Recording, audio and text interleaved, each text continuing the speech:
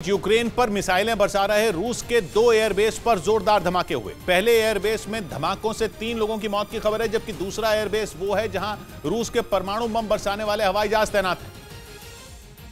और कहा जा रहा है कि वहां हुए धमाकों में रूस के लंबी रेंज के कम से कम 2 न्यूक्लियर बमों को जबरदस्त नुकसान पहुंचा।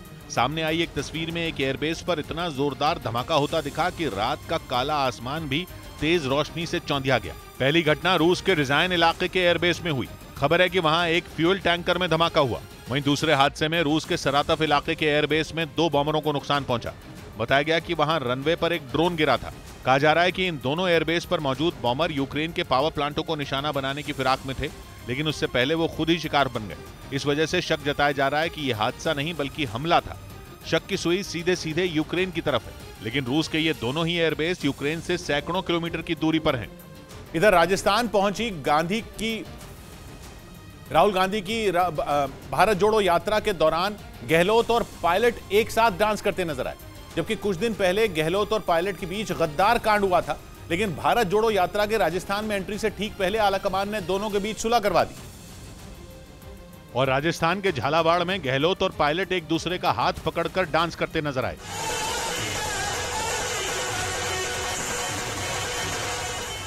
जिसके बाद राहुल गांधी ने कांग्रेस पार्टी की खूबियां गिनवा दी और इशारों इशारों में विरोधियों पर निशाना साधा। ये महात्मा गांधी की पार्टी है, सावरकर की नहीं है, महात्मा गांधी की है, गोडसे की नहीं है। राजस्थान में राहुल गांधी की भारत जोड़ो यात्रा का आगाज झालावाड़ से हुआ, यानी उस जिले से जहां पायलट का सिक्का चलता है। सूत्र बता रहे हैं कि इसी वजह से आलाकमान ने यात्रा के वहां पहुंचने से पहले गहलोत और पायलट का पैचअप करवाया और दोनों नेताओं को पार्टी का एसेट बताकर गद्दार कांड को ठड्डे बस्ते में डाला, जिसके बाद गहलोत और पायलट साथ में झूमते नजर आए। इस बीच केंद्र सरकार ने भारत की अध्यक्षता में G20 समिट की रणनीति के मुद्दे पर सभी दलों की बैठक बुलाई, जिसमें G20 सम्मेलन की तैयारियों पर चर्चा हुई। और इस बैठक की अध्यक्षता प्रधानमंत्री ने की, जिसमें सभी दलों से सुझाव मांगे गए। ये बैठक राष्ट्रपति भवन में हुई, जिसमें बंगाल की मुख्यमंत्री ममता बनर्जी, दिल्ली के सीएम अरविंद केजरीवाल और महाराष्ट्र के सीएम एकनाथ शिंदे समेत कई नेता मौजूद रहे। भारत 1 दिसंबर को आधिकारिक रूप से G20 का अध्यक्ष बना था। उधर कतर में भारतीय नौसेना के 8 पूर्व अफसरों की हिरासत को बढ़ा दिया गया, जिसकी जानकारी हिरासत में लिए गए पूर्व सैनिकों के परिवार ने दी। बताया गया कि 30 अगस्त को कतर के सुरक्षा कर्मियों ने पूर्व सैनिकों को हिरासत में लिया था और कतर की एक अदालत ने इस मामले पर सुनवाई करते हुए उनकी हिरासत 1 महीने के लिए बढ़ा दी।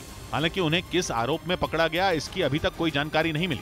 हिरासत में लिए गए पूर्व सैनिकों के परिवार वालों ने उनकी सकुशल वापसी के लिए भारत सरकार से गुहार लगाई है।